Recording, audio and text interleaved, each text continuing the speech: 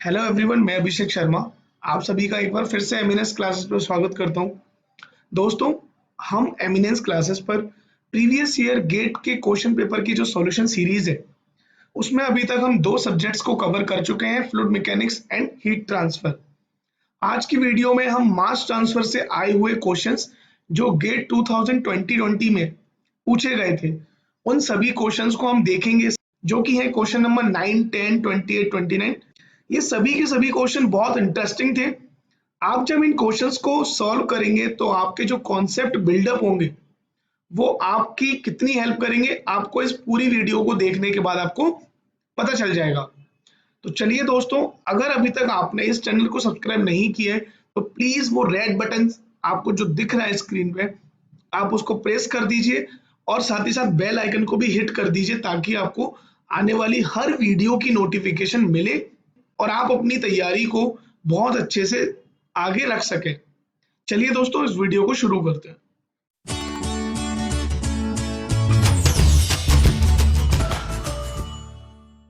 Gate 2020 में सबसे पहले जो क्वेश्चन मास ट्रांसफर से पूछा गया था वो था क्वेश्चन नंबर 9 और ये था 1 मार्क का क्वेश्चन। ओके, तो चलिए इस क्वेश्चन को पढ़िए। Pure gas P is being absorbed into a liquid. The dissolved P undergoes an irreversible reaction in the liquid film. The reaction is first order with respect to P. Which one of the following represent the concentration profile of P in the liquid film at steady state? तो आपसे पूछा गया है, आपके पास एक system है जिसमें gas और लिक्विड है, और इस गैस और लिक्विड में जो गैस में कंपोनेंट P है वो डिसॉल्व हो रहा है या वो एब्जॉर्ब्ड हो रहा है लिक्विड फिल्म में, और आपको उसकी प्रोफाइल बतानी है कि वो किस तरीके से फॉलो कर रहा है। तो देखिए, मैं आपको एक चीज बताता हूं। गेट 2020 में mass transfer, specially mass transfer, इससे एक भी क्वेश्चन ऐसा नहीं पूछा गया जो कि ट्रेडिशनल हो, मतलब जो पहले से बहुत बार पूछता आ रहे हो और उसमें हल्का सा किया हो चेंज। नहीं, यहां पर आपको अपना लॉजिकल थिंकिंग भी अप्लाई करनी होगी। ठीक है, तो चलिए आप इसमें देखिए, मैं आपको बताता हूं। जब आपके पास एक गैस लिक्विड का सिस्टम होता है, ओके, मान लीजिए आपके पास इसमें गैस लिक्विड भरा हुआ है। इस आधे सेक्शन में आपके पास गैस है और यहाँ पे आपके पास लिक्विड है। अब इसमें से कोई एक कंपोनेंट है जो प्योर है, यहाँ पर तो 100% है। Okay, 100% of P. अब यहां से ये एब्जॉर्ब होना शुरू होगा। चलिए, अब अगर ये ऐसा है तो ये इसका इंटरफेस मान लेते हैं हम, और इस इंटरफेस में क्या गैस में कोई रेजिस्टेंस होगा? अगर प्योर गैस आ रही है मतलब इसकी कंसंट्रेशन थ्रू आउट सेम होगी, यानी कि CPB बल्क में CPI के बराबर ही होगा। ये गैस है, ठीक है। अब यहाँ पे एक लिक्विड फिल्म फॉर्म होती है और यहाँ पर होता है बल्क लिक्विड। ये ऐसा आपको टू फिल्म थ्योरी में आपको पढ़ा होगा आपने, ठीक है ना। यहाँ पर गैस फिल्म होती है लेफ्ट हैंड साइड। अगर गैस टू लिक्विड हो रहा है तो यहाँ पर आपके पास बल्क लिक्विड होता है और इंटरफेस के पास एक लिक्विड फिल्म का फॉर्मेशन होता है। उसी के बारे में क्वेश्चन ने हमसे पूछा है। तब इस केस में जो इंटरफेस में लिक्विड की कंसेंट्रेशन होती है वो गैस से थोड़ी कम होती है, एंड उसका जो फॉर्मेशन होता है वो कुछ इस तरीके से होता है, ठीक है। तो आप देखिए, ये पूरा एक ग्राफ है जो दिया हुआ क्वेश्चन है उसका। अब आपको पूछा गया है सिर्फ इतना सा सेक्शन, मतलब कि लेफ्ट हैंड साइड का सेक्शन आपसे पूछा गया है। तो आप देख लीजिए चार ऑप्शन में कौन सा फिट हो रहा है। देखिए, ये लीनियर दिखा रहा है, मतलब कि लिक्विड में जो एब्जॉर्प्शन की रेट है वो लीनियर है through out the liquid film, but ऐसा होता नहीं है, तो ये वाला हो गया गलत। अब आप ये देखिए, ये जो फिल्म रिप्रेजेंट कर रहा है सी ऑप्शन, वो क्या कर रहा है कि पहले तो उसने स्टडी फ्लो किया और उसके बाद सडनली उसने डिक्रीज कर दिया। ओके, तो ये भी यहाँ पर फुलफिल नहीं हो रहा। अब आप ये देखिए, जिस तरीके से डी ऑप्शन दिखा रहा है कि पहले तो गैस से लिक्विड में आने पर उसकी कांस्टेंट रेट रही और एक सडनली उसका डिक्रीमेंट होके बल्क लिक्विड में वो ड्रॉप हो गया, तो ये भी वो फुलफिल नहीं कर सकता क्योंकि शार्प कट तो कभी होता ही नहीं है। तो देखिए सी ऑप्शन जो बचा है, हमारा जो राइट हैंड साइड के बाद का जो ग्राफ था वो यही था कि एक स्लोली डिक्रीमेंट आकर और स्टडी हो जाएगा। तो ये वाला ऑप्शन आपका हो गया राइट। इस तरीके से आपने बी ऑप्शन सिलेक्ट किया और आपका एक नंबर आपके पास आ गया। देखा आपने कितना आसान क्वेश्चन पूछा है। अगर आप इसको लॉजिकली अपने दिमाग से करेंगे तो हार्डली इसको करने में 10 से 20 सेकंड का लगेगा और आपका ये आंसर आ जाएगा। अगर मैं आपको बता दूं, आपको इसके बारे में पढ़ना हो तो आप इसको पढ़ सकते हैं पेज नंबर 429, जिंक कॉप्लेस की जो बुक है transport process and unit operation, Geankoplis की जो बुक है आप वहां से जाके इसको देख सकते हैं, पेज नंबर 49 और उसका 3rd एडिशन। ओके, तो ये आप याद रखना, आपको इसके बारे में डीपली आपको मिल जाएगी थ्योरी। ओके, चलिए अब देखते हैं अगले क्वेश्चन को। गेट 2020 में नेक्स्ट क्वेश्चन था question number 10। Consider a batch distillation process for an equimolar mixture of benzene and toluene at atmospheric pressure. The mole fraction of benzene in the distillate collected after 10 minutes is 0.6. The process is further continued for additional 10 minutes. The mole fraction of benzene in the total distillate collected after 20 minutes.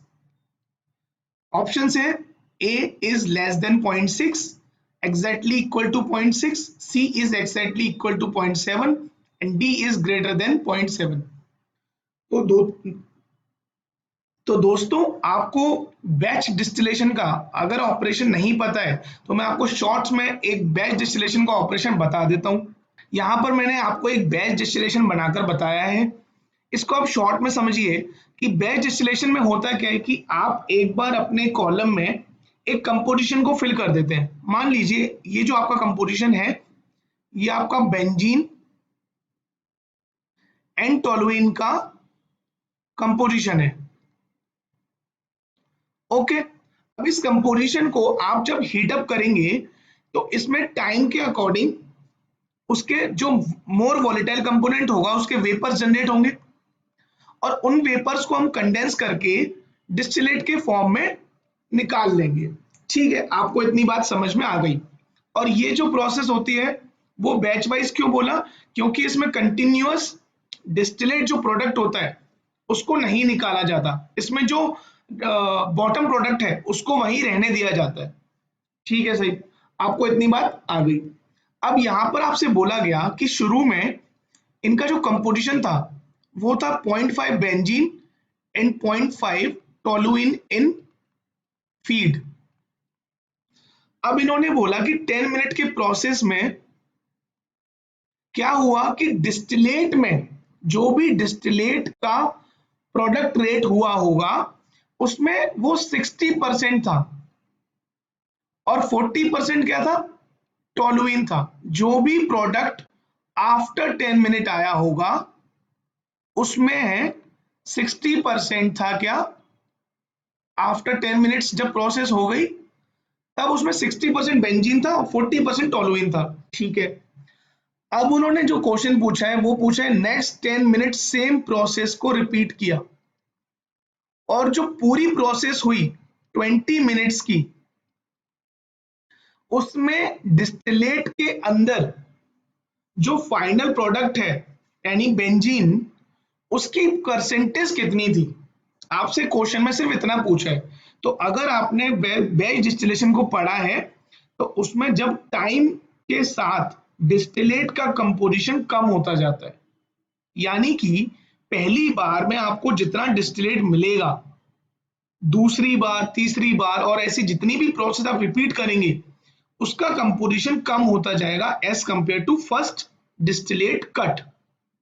ठीक है, तो मैं आपको एक छोटे से example से बताता हूं। मान के चलिए आपके पास यहां पर बेंजीन और टॉलुइन का 1000 kg मिक्सचर था।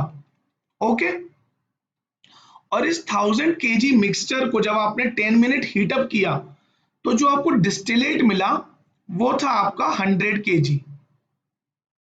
ठीक है, आफ्टर 10 मिनट।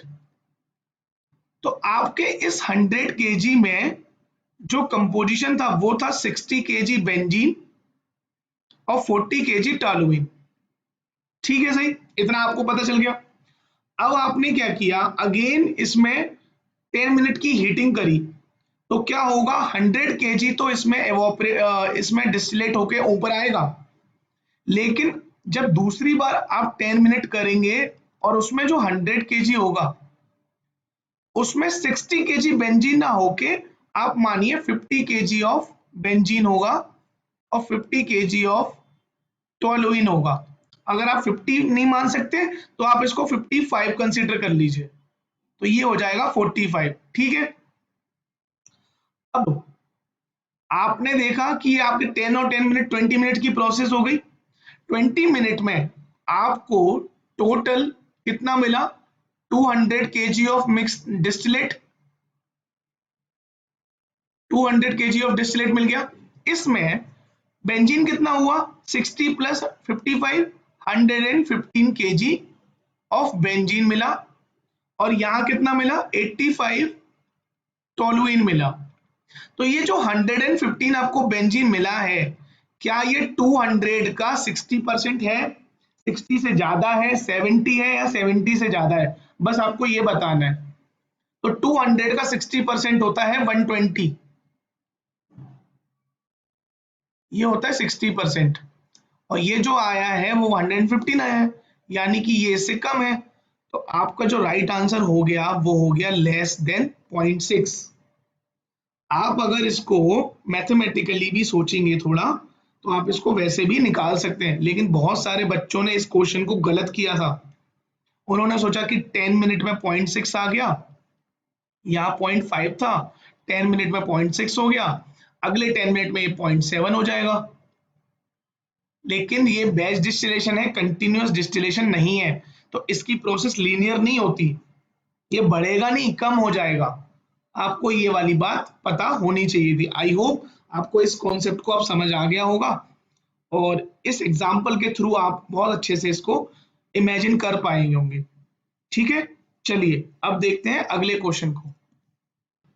गेट में पूछा गया अगला क्वेश्चन था question number 28। So we can read here, SO2 from air is absorbed by pure water in a counter current packed column operating at constant pressure. The composition and the flow rates of the stream are as shown in figure. तो यहाँ पर आपको एक absorption tower बनाकर दिखाया है जिसमें कि आपको जो गैस है वो फ्रॉम द डाउन साइड दी हुई है SO2 प्लस एयर, और आपको एक लिक्विड स्ट्रीम है जो कि है प्योर वाटर। आपको यहाँ पर इन वर्ड्स को पकड़ कर रखना है। ठीक है, प्योर वाटर, उसका कंपोजिशन दिया हुआ है, उसका जो फ्लो रेट है वो दिया हुआ है 2 किलोमोल पर सेकेंड, और यहाँ पर इसका जो फ्लो रेट है वो दिया हुआ है जी का 0.05 किलोमोल पर सेकेंड। अब इसमें से जो SO2 है वो वाटर एब्जॉर्ब करेगा और अपने साथ SO2 प्लस वाटर एक्सट्रैक्ट कर ले लेगा। ठीक है, एब्जॉर्ब करके डाउन साइड से निकल जाएगा, and the remaining side SO2 plus air में SO2 का जो कंपोजिशन है वो कम हो जाएगा। चलिए अब इन्होंने क्या पूछा है, इन्होंने दिया हुआ है, in addition use the following data and assumption. Column operate under the isothermal condition. At the operating temperature of column, Y star equal to 40x, where Y star is the mole fraction of SO2 in the gas that is in equilibrium with water containing SO2 at a mole fraction of x. ठीक है, solution is dilute under the operating line is linear, negligible amount of water evaporate, the number of transfer of unit, ये पूछा गया NTU क्या होगा। तो आपको इस कॉलम को आप जब देखेंगे तो आपके पास जो डेटा है आप उसको लिख लेंगे, आपको जी दिया हुआ है 0.05 किलोमोल पर सेकंड, आपको एल दिया हुआ है 2 किलोमोल पर सेकंड, और आपके पास एक रिलेशनशिप है यहाँ पर y star equal to 40x, और y स्टार और x क्या है, mole fraction of SO2 in gas and the liquid. Okay, तो यहाँ पर जो 40 है, अगर आप इसकी वैल्यू को कंपेयर करेंगे तो यहाँ पर जो इक्विलिब्रियम कांस्टेंट होगा उसकी वैल्यू 40 आ जाएगी। चलिए, अब आपने डेटा लिख लिया, अब आपसे जो पूछा गया है ना, आप उस फॉर्मूले को याद करिए, एनटीयू क्या होता है। तो जब आप एनटीयू के फॉर्मूले को लिखेंगे ना, तो वो क्या होगा, ln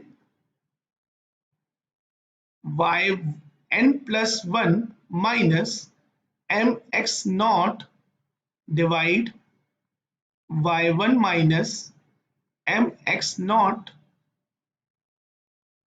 1 minus 1 upon a plus 1 upon a and whole divide 1 minus 1 upon a। यहां पर a जो है वो क्या होता है दोस्तों, एब्जॉर्प्शन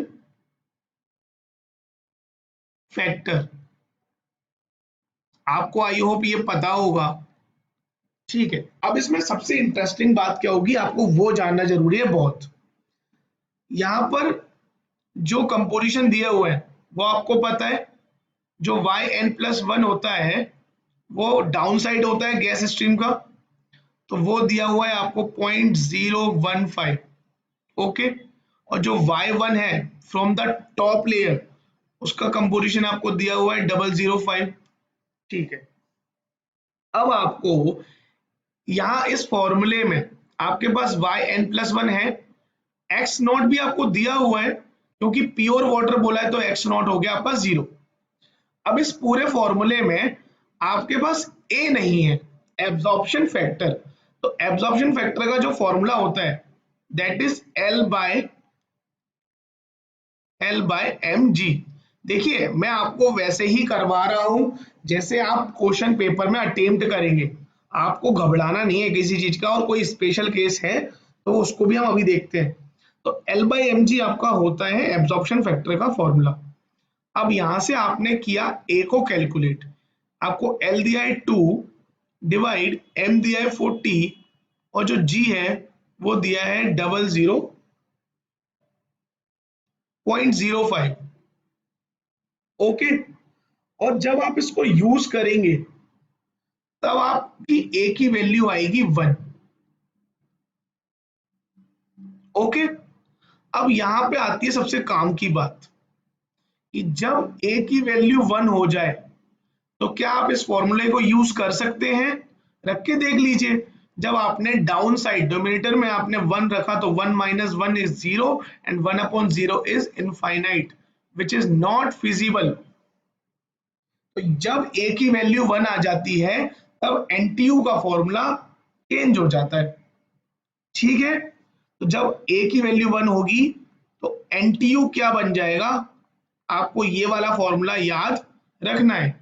वो क्या हो जाएगा, yn+1 minus y1 divide y1 minus mx0। बस आपको ये फॉर्मूला याद होना चाहिए था, कितना सिंपल फॉर्मूला है। अगर आपको ये याद था तो आपको वैल्यू रखनी है और आंसर आ जाएगा। अब जब आप अपनी वैल्यूज को इस फॉर्मूले में पुट करेंगे तो yn+1 की वैल्यू है 0.015 minus 0.005 divide 0.005 minus m is 40 and x0 is 0। तो इसको जब आप कैलकुलेट करेंगे तो NTU की वैल्यू निकल कर आएगी 2, और यही आपका राइट आंसर भी है। ये तो रही पूरी की पूरी ट्रेडिशनल वे। आपको फॉर्मूला याद था, आपको फॉर्मूला याद होने के बाद आपने जो उसमें टर्म्स थे वो कैलकुलेट किए, लेकिन जब a की वैल्यू 1 आ जाएगी ना, तब आपको ये जो कंडीशन है ये हमेशा याद रखनी है। अब आपको याद रखने के लिए मैं आपको एक ट्रिक बताता हूं। चलिए मान लीजिए आपके पास एक ये एब्जॉर्प्शन कॉलम है, ठीक है, जहां से ये एक लिक्विड है और इसका कंपोजिशन होगा एक्स नॉट, और ये एक गैस स्ट्रीम है जिसका कंपोजिशन है वाई एन प्लस वन, और यहां से ये लिक्विड निकल रहा है एल एक्स एन, और यहां से ये गैस स्ट्रीम निकल रही है जी वाई वन, ठीक है। चलिए अब आपको जो फॉर्मूला याद रखना है, देखिए अगर जो सेपरेशन है वो गैस टू लिक्विड हो रहा है, अगर गैस टू लिक्विड हो रहा है, तब आपको जो फॉर्मूला एनटीयू का रखना है वो कैसे रखेंगे, आप पहले इसको माइनस करेंगे, ठीक है, फ्रॉम हायर टू लोअर, और उसके बाद इसको करेंगे। समझ में आ गया आपको? वाई एन प्लस वन से जब माइनस किया वाई वन, तो आपने ये रख दिया अपर साइड, और इनके सामने वाला होगा इक्विलिब्रियम में y one minus m x naught. अब इसी फॉर्मूले को मैं आपको लिक्विड के केस में बताता हूं, क्योंकि वो भी आपको उतना ही जरूरी है याद रखना जितना ये है। मान लो आने वाले पेपर में 2021 में सेम क्वेश्चन आ जाए एक नंबर का, और वो लिक्विड टू गैस हो जाए, तब आप क्या करेंगे, तब आप फंस जाएंगे। तो मैं आपको बता देता हूं कैसे करेंगे। देखिए अभी हमने देखा कि गैस टू लिक्विड जब एब्जॉर्प्शन फैक्टर 1 आ जाता है, तब हमने एनटीयू का फॉर्मूला कैसे बनाया। सिमिलरली अगर लिक्विड टू गैस हो रहा है और एनटीयू के फॉर्मूले में अगर ए इक्वल टू 1 आपका कैलकुलेट होके आ जाएगा, तब आप उस फॉर्मूले को याद कैसे रखेंगे। सिमिलरली जब लिक्विड टू गैस हो रहा है तो लिक्विड के कंपोजिशन को माइनस करिए और उसके सामने वाले इक्विलिब्रियम को माइनस कर दीजिए, तो यहां क्या फॉर्मूला बन जाएगा, x naught minus x n divide x n minus y n plus one divide by m. आपको ये तो पता ही होगा कि y equal to m x होता है। अब अगर x की वैल्यू को आपको m के टर्म्स में y होगा, तो x स्टार में क्या आ जाएगा, y डिवाइड बाय m, वही आपको रखना है। तो इस हिसाब से आपको ये गैस टू लिक्विड और लिक्विड टू गैस दोनों ही केस में एनटीयू और a इक्वल टू 1 की कंडीशन में आपको फॉर्मूले पता भी चल गए। आपको बस ये याद रखना है लिक्विड टू गैस होगा तो लिक्विड वाली साइड माइनस करिए और उसके सामने वाला इक्विलिब्रियम में होगा। तो क्वेश्चन नंबर 28 का जो राइट आंसर था दैट इज डी, और आप इस क्वेश्चन को यूज, तो आप इस क्वेश्चन को सही करके 2 मार्क्स आसानी से पा सकते थे। चलिए अब देखते हैं अगले क्वेश्चन को। गेट 2020 में अगला क्वेश्चन था मास ट्रांसफर के, क्वेश्चन नंबर 29।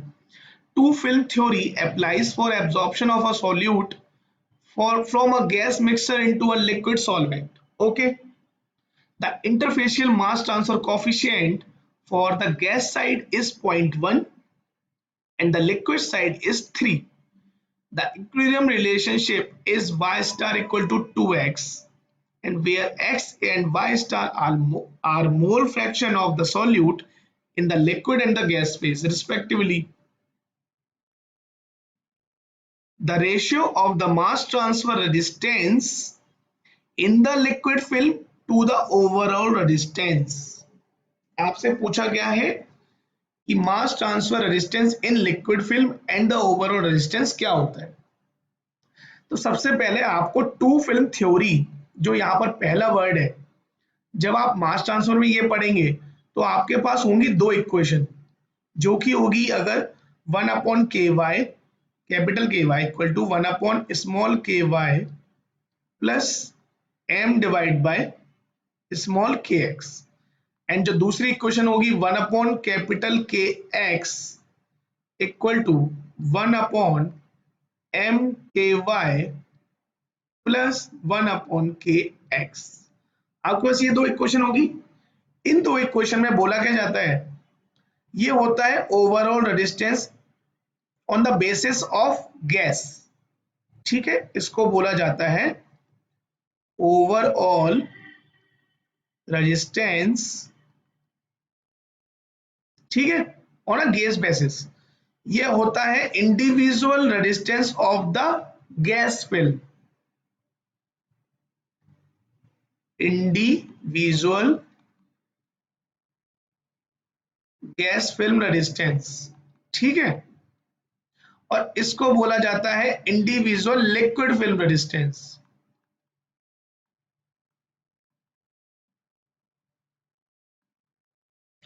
ये हो गया गैस बेसिस। अगर आप लिक्विड बेसिस की बात करेंगे तब यहां पर ये होगा ओवरऑल रेजिस्टेंस। ये वाला जो टर्म है 1/m/Ky ये होगा लिक्विड, ये होगा gas phase resistance, gas film resistance. और जो 1/kx होगा वो होगा लिक्विड फिल्म रेजिस्टेंस। देखिए ऐसा नहीं कर सकते कि मैं यहां से ले लूं लिक्विड फिल्म रेजिस्टेंस और यहां से ले लूं ओवरऑल रेजिस्टेंस, नहीं। अगर आपने ओवरऑल रेजिस्टेंस जिस भी इक्वेशन से कैलकुलेट किया है आपको इंडिविजुअल रेजिस्टेंस भी उसी इक्वेशन के यूज करने पड़ेंगे। बच्चे यहां गलतियां कर देते हैं। तो मैंने आपको दोनों इक्वेशन बता दी। अब देखिए आपको क्वेश्चंस में क्या क्या दिया हुआ है। आपको क्वेश्चन में दिया हुआ है जो KY है उसकी वैल्यू क्या दी हुई है आपको, 0.1 किलोमोल पर मीटर स्क्वायर सेकंड, ठीक है। और आपको स्मॉल kx की वैल्यू कितनी दी हुई है, 3 किलोमोल पर मीटर स्क्वायर सेकंड। और जो रिलेशनशिप है y star equal to 2x, तो यहां से आपको m की वैल्यू क्या मिल गई, 2, क्योंकि हम जब कंपेयर करते हैं तो क्या होता है y star equal to mx, ठीक है। तो आपको m की वैल्यू मिल गई 2। तो आपको कुछ नहीं करना, सबसे पहले आपको ओवरऑल रेजिस्टेंस कैलकुलेट करना होगा। तो मैं ओवरऑल रेजिस्टेंस कैलकुलेट करता हूं 1/ky से। तो इसकी इक्वेशन हो जाएगी 1/ky plus m divide by small kx। और इसी को बोला जाता है ओवरऑल रेजिस्टेंस। आप इसको रिवर्स ना कर देना, इस पूरे टर्म को ही ओवरऑल रेजिस्टेंस बोला भी जाता है। आप ऐसा नहीं करेंगे कि इसको रिवर्स कर देंगे और फिर वैल्यू आ जाएगी, नहीं, वो गलत हो जाएगा। तो आप इसमें वैल्यूज रख दीजिए 1/0.1 प्लस 2 डिवाइड बाय 3। तो यहां से जो इसकी वैल्यू कैलकुलेट होकर आएगी वो होगी 10.67। अब आपको पता चल गया आपका ओवरऑल रेजिस्टेंस की वैल्यू क्या होगी, 10.67। अब आपसे क्वेश्चन में पूछा गया है, आपसे पूछा है रेशियो बताना है लिक्विड फिल्म रेजिस्टेंस का और ओवरऑल रेजिस्टेंस का।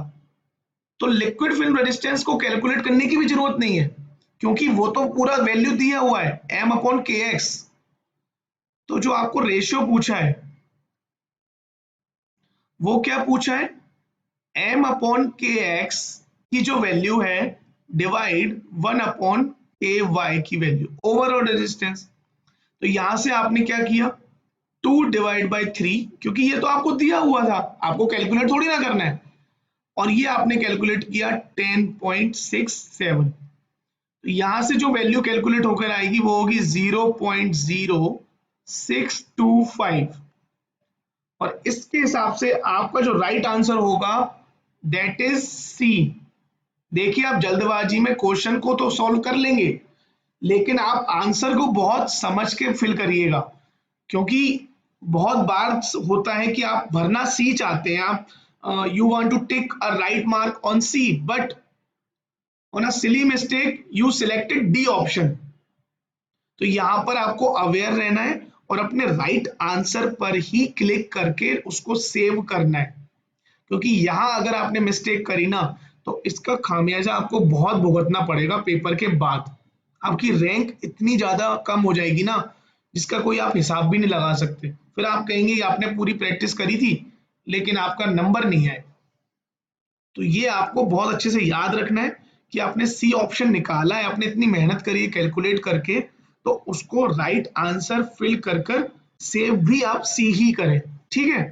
तो यहां से आपने सी ऑप्शन किया, आपके 2 मार्क्स का क्वेश्चन आपकी जेब में। अब आप मुझे बताइए क्या ये 2 मार्क्स का बहुत टिपिकल क्वेश्चन था?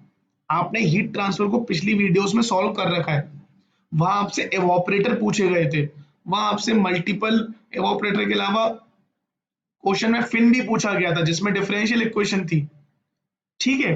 तो उस हिसाब से as compare to heat transfer GATE 2020 में मास ट्रांसफर बहुत सरल था। तो यहां से आपको 2 मार्क्स मिल गए, आपने राइट आंसर लिया और इस रेशो को आपने कैलकुलेट कर लिया। तो दोस्तों अगर अभी तक आपने इस चैनल को सब्सक्राइब नहीं किया है तो प्लीज प्लीज अब आप इस चैनल को सब्सक्राइब कर दीजिए यार। मैं आपके लिए इतनी सारी वीडियोस लाया हूं और आने वाले टाइम में मैं आपके लिए बहुत सारी वीडियोस लाऊंगा। अभी तो गेट 2020 की बात हो रही है, फिर 19 है, 18 है, 17 है, ऐसे करते करते हम गेट 2005 तक तो मिनिमम सॉल्व करेंगे ही करेंगे इस पूरी प्रीवियस ईयर गेट सीरीज में। तो आप घबराने की जरूरत नहीं है, बस आप इस चैनल को सब्सक्राइब कीजिए, बेल आइकन को हिट कर दीजिए और अपने दोस्तों के साथ लाइक एंड शेयर करिए यार। आप जितना ज्यादा अपने दोस्तों को बांटेंगे तो यार आप ही को मदद करेंगे ना। मैं तो आपके लिए वीडियो बना दिया, मैंने आपको समझा दिया हूं, लेकिन आप जब अपने दोस्तों के साथ वीडियोस के बारे में या क्वेश्चंस के बारे में डिस्कशन करेंगे तो आपके जो कॉन्सेप्ट्स होते हैं ना वो बिल्डअप होंगे, आपको डिस्कशन से नए नए पॉइंट्स निकल कर आएंगे। तो आप अपने दोस्तों के साथ शेयर करना बिल्कुल मत भूलिए दोस्तों। थैंक यू सो मच, आपने मेरे साथ इस वीडियो को पूरा देखा। Thank you so much.